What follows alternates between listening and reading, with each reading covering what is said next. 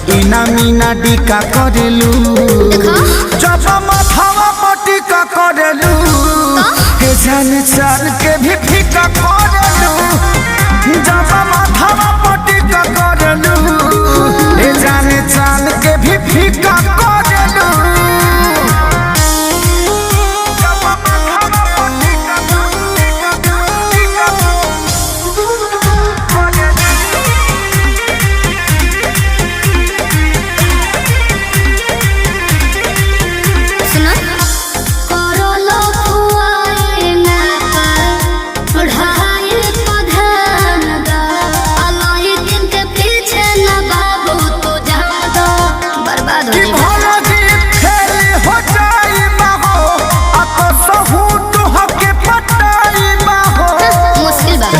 तोहर में लागल बानी पागल करे के।